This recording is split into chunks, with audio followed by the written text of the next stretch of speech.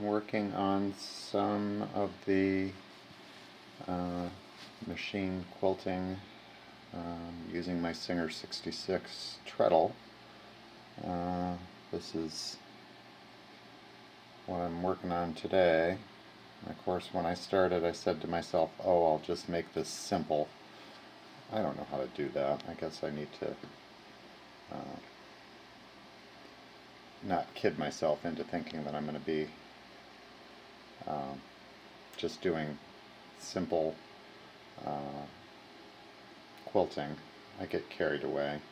Now I'm afraid I'm going to run out of thread, but we'll see. It's a big quilt. There's lots and lots to go. It's about 90 by 80. So eventually I'll get it done. Okay, Teddy's helping. He wants to help, but his legs are too short to reach the treadle. So we'll get him to move and I'll show you what I'm doing. Well, it's kind of a mess, but this is the area where I'm quilting right now. This is mostly where I do my sewing machine repair. You can see all my junk back there. That's part of that. But what I wanted to show you is here's the thread, and it's not a giant cone, but it's really too big of a spool to be on top of the machine. So it's on a one of those cone stands, and then the thread goes across to and through a hole in a bobbin on top of the machine, and then across to the thread take up and threaded normally. And the reason behind that is that when you have that thread, if you put a heavy spool of thread on top of the machine, it requires a lot more force to pull the thread through, and it actually gives you some real tension problems. So in order to get to relieve the tension, you put it onto a cone stand. But if I didn't have the thread through that bobbin, the thread tends to jump up and down, and it can actually come out instead of going across here. It can jump out of that thread guide there. It can tangle up and cause problems while you're sewing. So this just kind of helps to guide it through the way the machine was designed, and that tends to alleviate a lot of problems. At least it has worked well for me. I'm going to be working on, or I am working on, this quilt that's all made of batiks. Let's see if I can get a better, move that light out of the way. Is that a better shot? Yeah, I think that is better. Anyway, I'm going to be doing a whole bunch of quilting on this thing. It's a sort of a scrappy kind of a quilt with an assortment of batik fabrics, and they're all irregular in size. And so I'm just sort of doing an all-over quilting pattern on it that will not conflict with the all the irregular piecing shapes. I have, I don't know if you can see it under here, this is a silicone, I think that's what it is.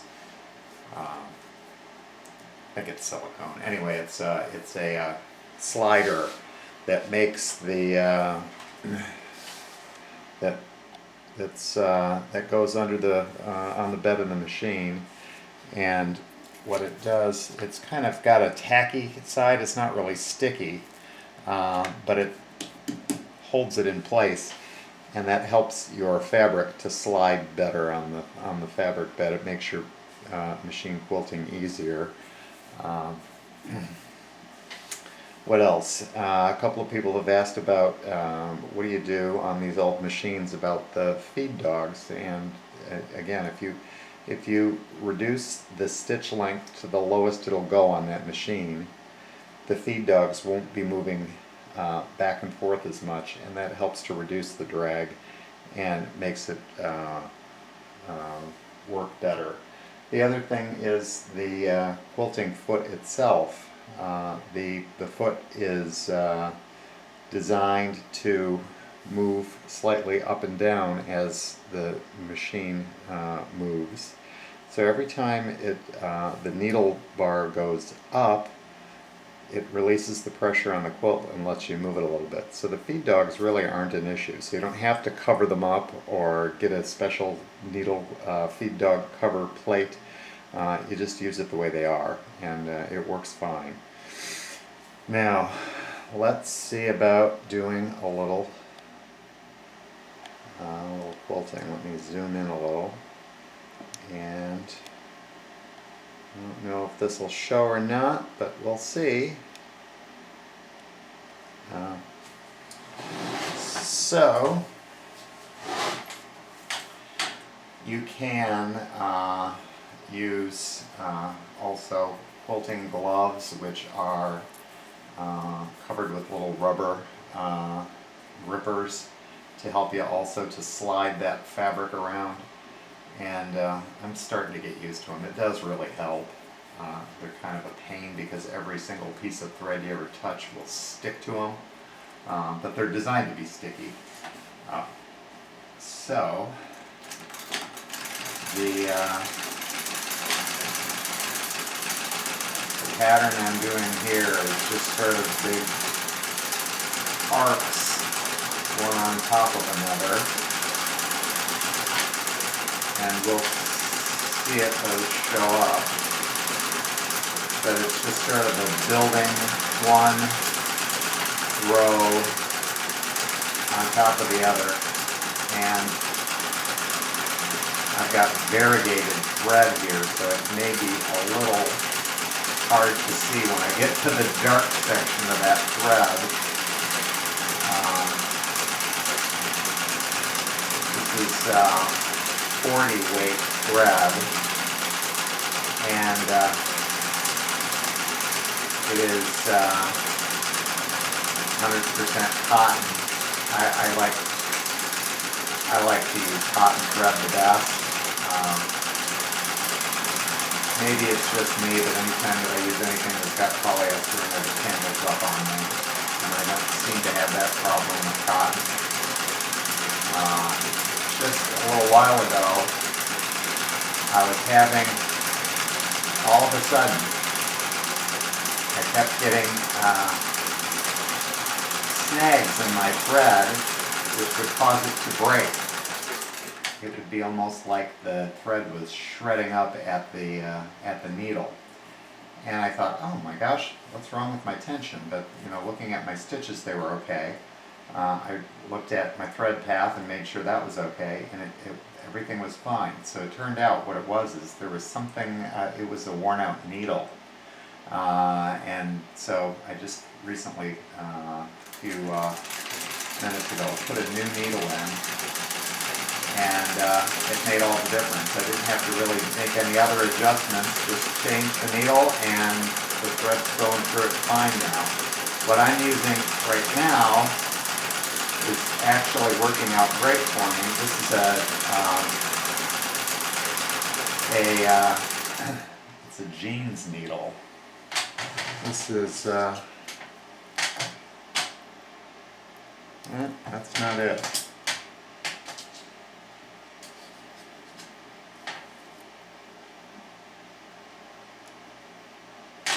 Here it is. It's a Schmetz jeans needle, and this is 116, and I was using a 90-14, so maybe the bigger size is helping, but the stitches are coming out great, and I think it's always a good idea to have a variety of needles to try. It's amazing what a difference that'll make. But I was ready to quit earlier before I changed the needle, and it's going great now. I'm not getting any skip stitches, and it's working out, I think, pretty smoothly. So if you're having trouble, your stitches aren't coming out right, or it's getting all tangled, or anything's not going right, first check to make sure your thread path is correct, that you've got it threaded according to the way it's supposed to be. And then if that doesn't work on your top, open it up and look at the way the bobbin case is threaded. Sometimes that thread comes out of the slot in there, or it's not exactly correct. And then if that's not right, or if all of that's correct, then it's probably that you've got a bad needle. And needles don't last forever. And I used to think the only time you ever had to change a needle was if you broke it. If you break them frequently enough, that's true. But when you're doing a lot of quilting, a whole quilt, that's a lot of times in and out of that fabric with the needle, and it gets dull. It can get little burrs in it, and that can cause the thread to snag. So it's a good idea to start out every project with a new needle, and have some handy to replace if you're in the middle and something goes wrong.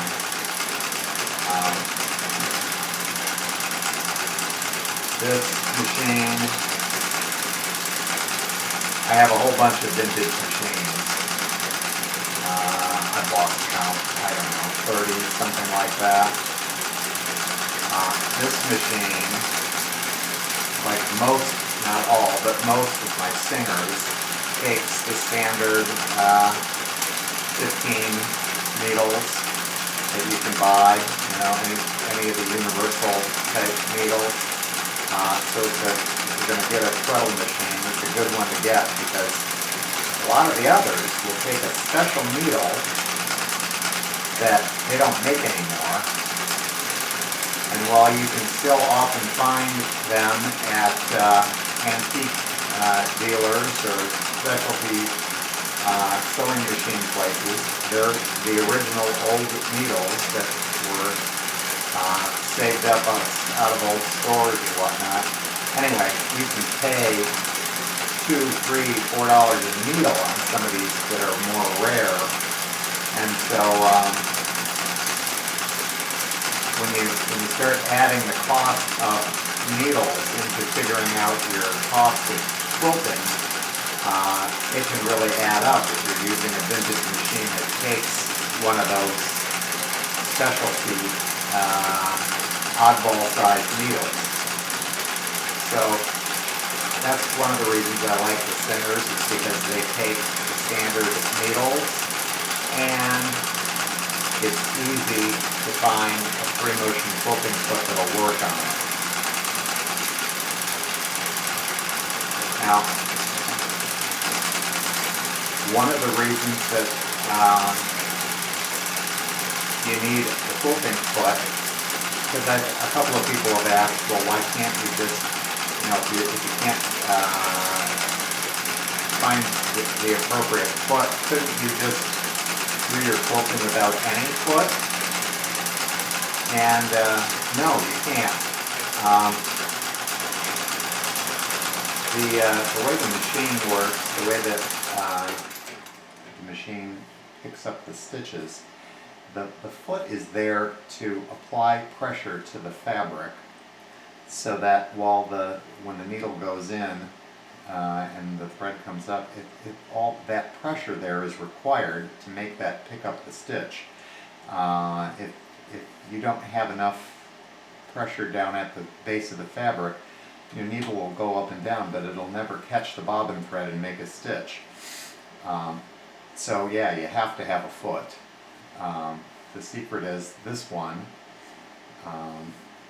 The lever here, when that needle bar goes up, that screw hits this bar and makes that go up. So every time there's the needle goes into the upright position, it releases the pressure on the fabric enough for me to move it. That's why it's not interfering with the feed dogs. And then when it comes down, it applies enough pressure so that when the needle is into the fabric, there's pressure on it. I hope that makes sense. But that's how it works, and that's why you don't need to worry about dragging it across the feed dog, because it's hard, you can't really see it while it's happening, because it's such a small amount that foot goes up, but every time that goes up, it lifts up enough on that foot that it makes it so that I can move the fabric as I make the stitches. Now, having said all of that, I have a few machines where I can drop the feed dogs, and if I can, I do, because it's easier than resetting the stitch length, because they usually just have a simple knob that you turn and it makes the feed dogs drop, and that certainly is easier than, or just as easy as resetting the stitch length. So if your feed dogs drop, that's great, go ahead and do it, but if they don't, that's not a reason to say that you can't free motion quilt, because it'll work just as well without.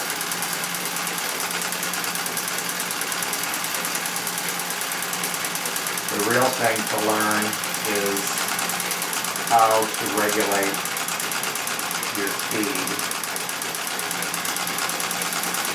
so that you get even stitches. One other thing to note, because it might look weird, I don't have any basting in this, or at least it looks like I don't. I'm still unsure if I like it or not, but I've used spray baste on this one. So I sprayed it, and so essentially the layers are glued together, and that's acting as the basting. But when you do that, you tend to, I think it's harder, actually, in some respects, because sometimes you get little tiny puckers that are sort of glued in. Once the whole thing's done, I throw it in the wash. It'll sort of wash out the basting, the spray baste, and loosen it up. And I wash them all when they're done anyway. So anyway, we'll see. But that's why you don't see any basting pins, is because it's been spray basted.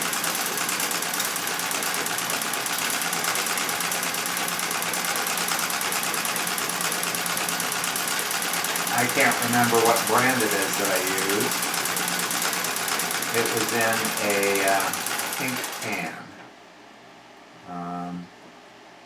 Anyway, it's smelly stuff, and maybe not for everybody. So, but if you're going to use it, make sure you've got good ventilation. Anyway, I'll be quilting along on this for quite some time. This is a queen size quilt, and one of the biggest challenges is on a quilt, a larger quilt, is fitting it all under the machine. And so you spend a lot of time readjusting, moving the quilt over left and right and up and down to get to the spot that you need to be at. So I've got lots and lots of that left to go. Maybe you can see some of the quilting better on the back here. That's what it's what it really looks like. It's hard to see through all the teak. I got a knot. I'll have to go back and fix that. Anyway, that's how it looks for now. We'll come back and do some more later.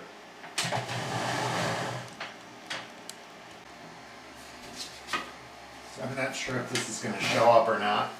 The lighting's not great today. I'm working on filling in with some little pebble stitching, which I thought kind of went nicely with the Batik fabric. I'm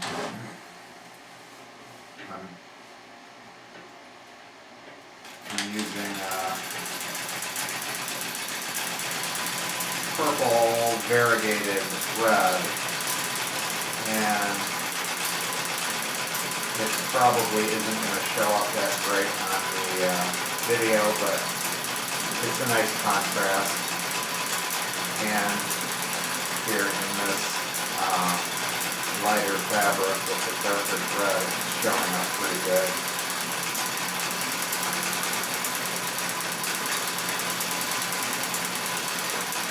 This is probably going to take the longest because I'm filling in a really large area, and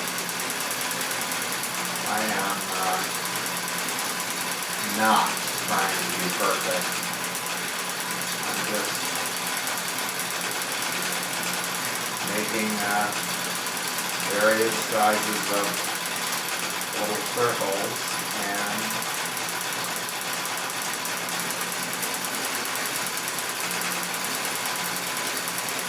that's all there is to it.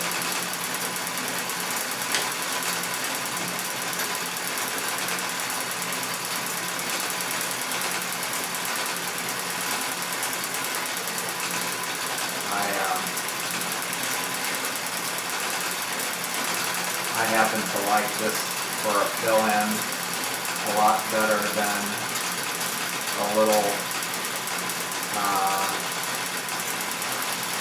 meandering puzzle piece looking stuff that you see a lot. Personal preference. I like the look of this better. This quilt is irregularly pieced, and because of that, it lends itself to a design that really doesn't take the piecing into account that much. You know, some quilt tops are very uniform and regular, and you want the quilting to highlight all the work you did on the piecing, which is to say you may actually do outline stitching on all of your individual blocks and the pieces of the blocks to show off the construction of the block itself.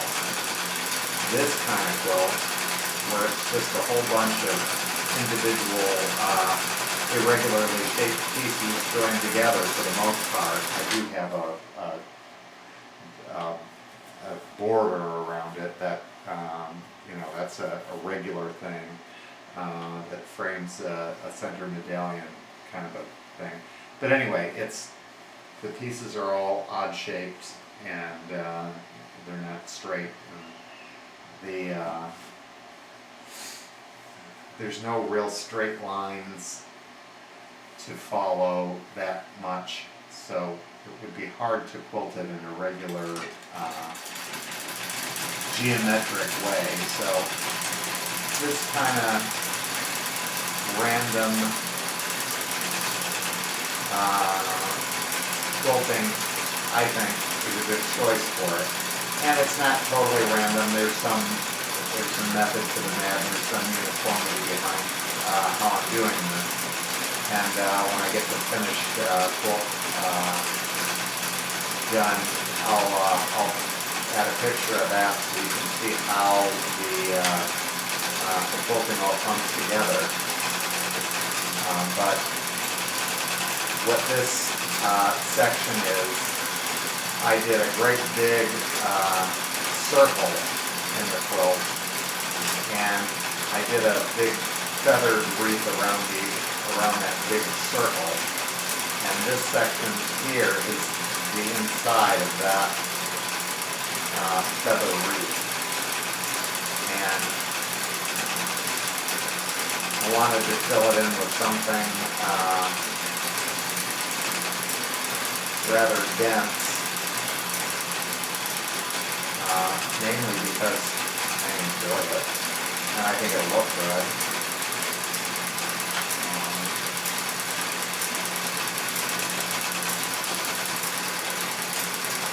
But anyway, that's what this is. This is the center of,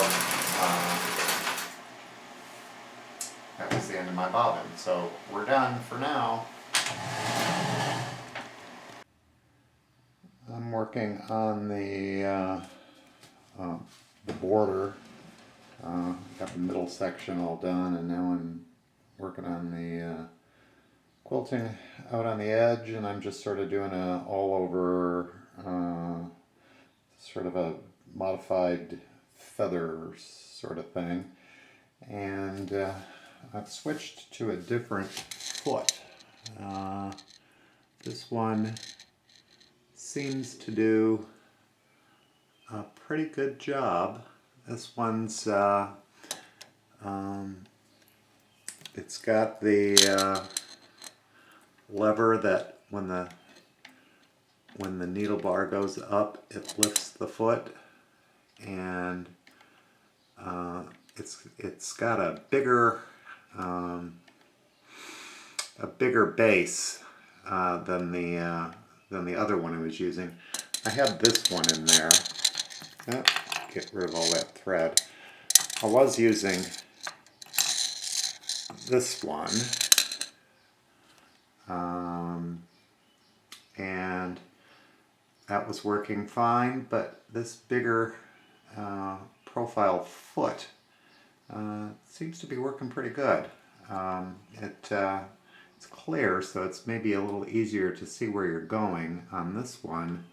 When I'm stitching, that longer solid metal part tends to hide some of my stitches. It's a little easier to see with this one, but it works the same way. The needle goes up, the foot goes up, and so it does a pretty good job. Anyway, getting ready to finish up on that border, and then I've got just this this outside purple border to do, and I'll do that the way I did the inside border with just some circular stitching, and then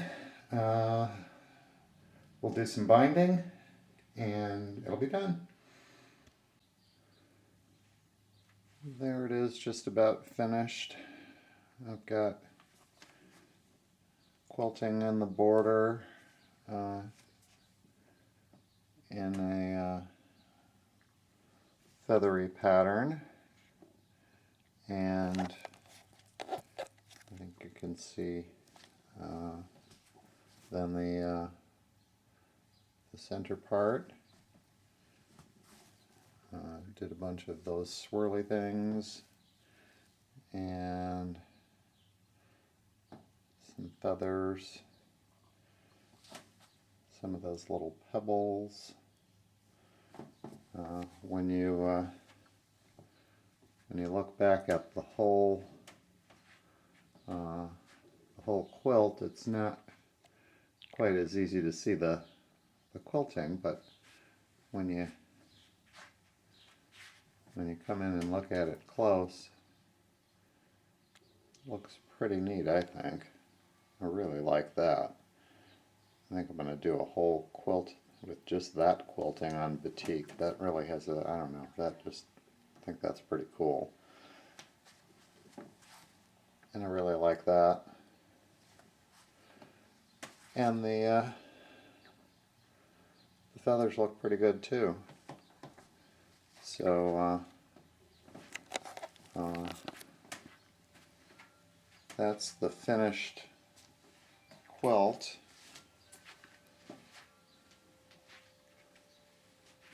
We'll do binding next, and then it's done. Let me just flip this back.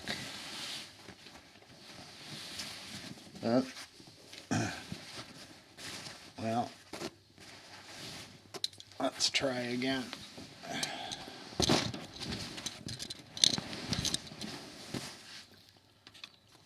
So you can see the way that looks on the back.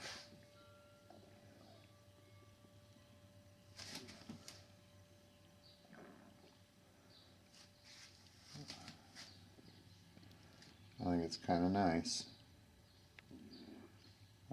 So anyway, that's a full-sized quilt, all done on a Singer 66 Treadle sewing machine, and